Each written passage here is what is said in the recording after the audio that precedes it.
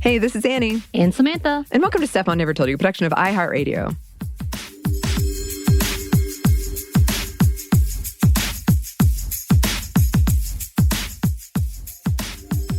And welcome to another segment of Activists Around the World. And before we start, though, because we are going to talk about legacies and kind of like a family tree and just people you look up to.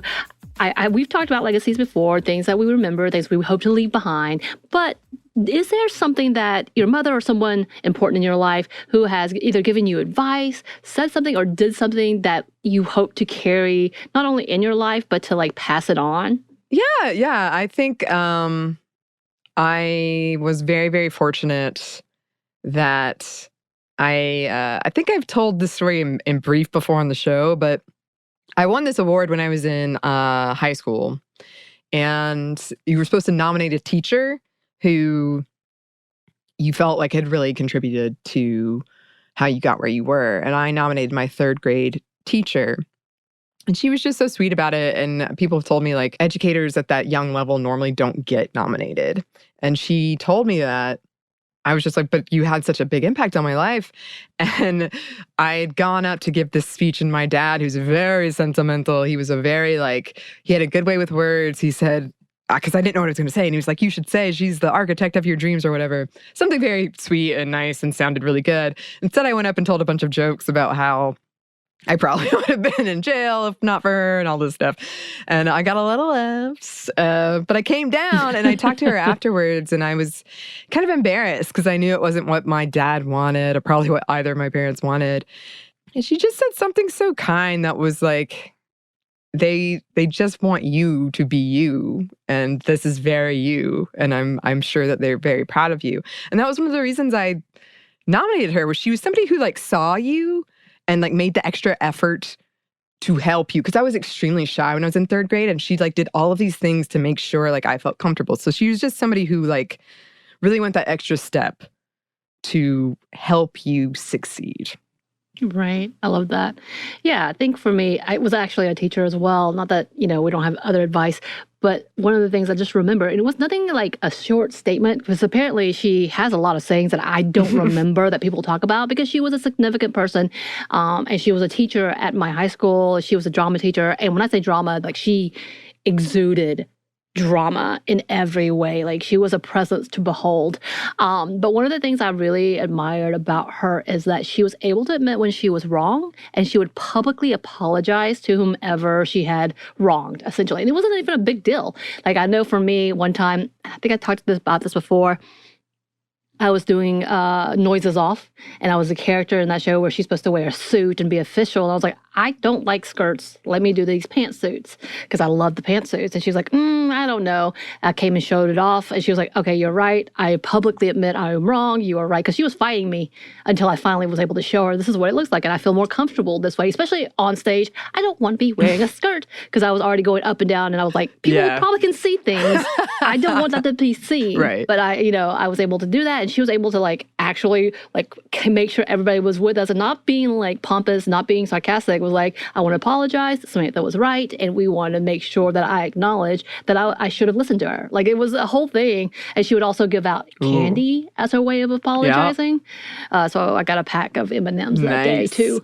But yeah, like stuff like that like stuck with me, because I was like, I'd never seen adults as a teenager to admit they were wrong. They'll either just pretend like it never happened, or still kind of like gaslight you, which we didn't know that term when I was in high school, into being like, well, you should have done this instead. Like you should have told me in a different way, or you should, like all these excuses about why they are still not completely wrong. And I remember that stuck with me. It was like something as an adult, like I hope to be that adult, because I learned to trust her and respect her opinions a lot more, because I knew at least she was able to acknowledge when she was wrong. And stuff like that really kept with her legacy of who she was, that the kids really felt connected to her, because she was able to do that in such a way that made us feel like a peer in a way, and that she earned that respect. She listened to you. Exactly. And just admitting you're wrong was like, whoa, that's huge. Yeah. I think that's something that we often talk about on this show, and hopefully we'll always talk about, is when we see women who are in power, or women who make a difference, are able to leave a legacy of being awe-inspiring in a way that, because they did something, their actions matched their words. And I love seeing that. And today we want to talk about two women who did that and who are doing that. We're talking about the works of Bertha Zuniga Cacera and the legacy left behind by her legendary mother, Bertha Cacera. So Zuniga Cacera's life has always been encompassed with activism due to her parents, who've been working in the indigenous and environmental activism for a long time. Her mother, Bertha Cacera, who I just mentioned, was a leader for the Lenca indigenous community in La Esperanza, Honduras. Her mother helped found the Council of Popular Indigenous Organizations of Honduras, or COPINH, which is an organization working for the rights of the indigenous community in Honduras. And within this activism, she also fought for the rights of the LGBTQ community and women's rights throughout her life.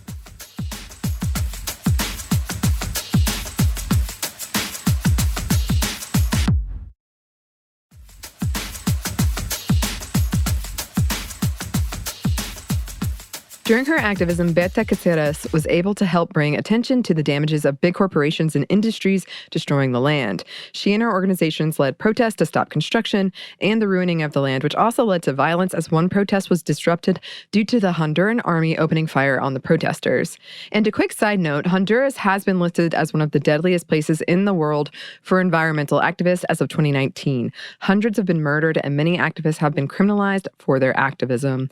But Bertha continued to fight and was able to get some corporations to withdraw from the area and to stop some of the funding at the time. And many were met with violence, many of these protests, and harassment for the activism.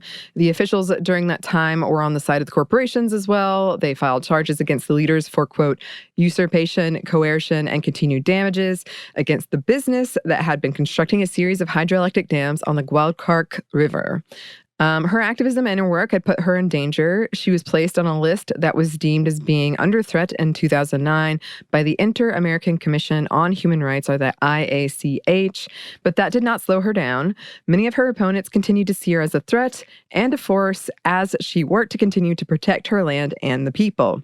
It was in 2016 when she had invited a fellow activist to discuss possible alternatives to hydroelectric projects.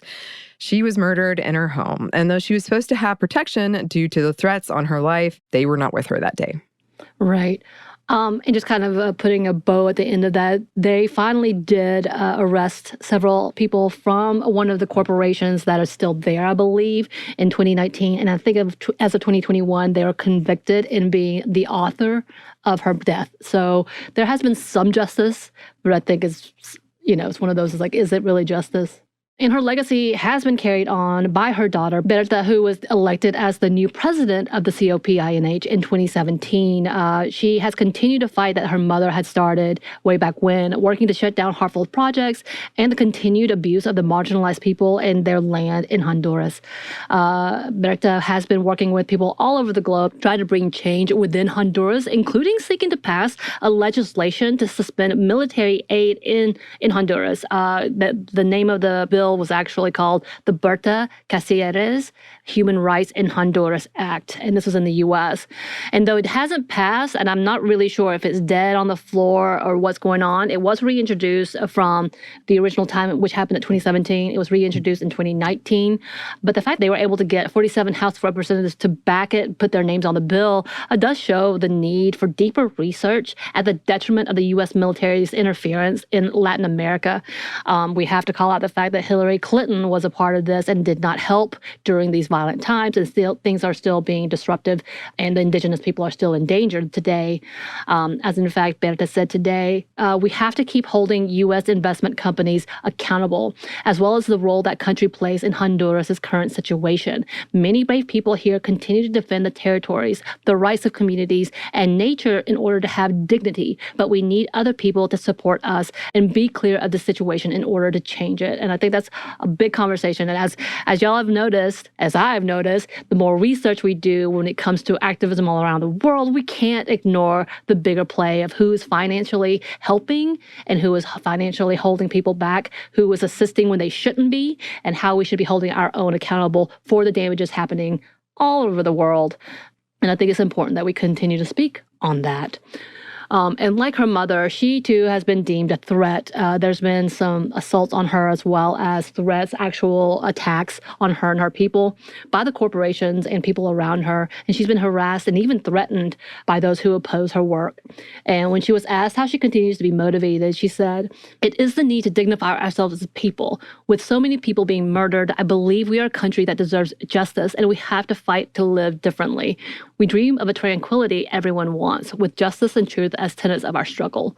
When I grow disappointed by the system of impunity, what strengthens me is to see Hondurans fighting on the streets. Because if this struggle was only mine, then why should I go on?" Yes. And again, when she was asked about her memories of her mother, she said, "I remember her as a hardworking person, but I also remember her with a big smile on her face because I believe that this struggle cannot be just to martyrize ourselves. We fight with joy and hope because if we do not, more than half of the struggle is lost. We always say that the image of my mother multiplied because we found her present in the struggle of so many women from so many communities who continue to fight very hard." And she has been a part of this fight from the jump. Her family has been with her as well. She is currently still president of that organization with her master's in history of Honduran and Latin countries. She's got a lot under her belt in knowing how to come forward. But yeah, she is under constant threat as her activism continues on. And we know there's a lot to be said about, again, how we need to be an ally for communities like ourselves, and that we do talk to our representatives about bills like this and why it's important. And side note, the person who actually brought this on was a representative from Georgia, Anney. Surprising. Yeah. But I mean, I think this is a beautiful example of what we were talking about at the beginning of this idea of being this legacy, being inspired and passing that on, and other people seeing that and doing the same. So we always love to see that. We see that so often in these episodes. And as always, listeners, if you have any suggestions, thanks to the people who've already sent them in. Please keep those coming. You can email us at stephanie@momstuff@iheartmedia.com. You can find us on Twitter at momstuffpodcast or on Instagram at Stuff Mom Never Told You. Thanks, as always, to our super producer, Christina. Thank you. And thanks to you for listening. Stuff Mom Never Told You is a production of iHeartRadio. For more podcasts from iHeartRadio, you can check out the iHeartRadio app, Apple Podcasts, or wherever you listen to your favorite shows.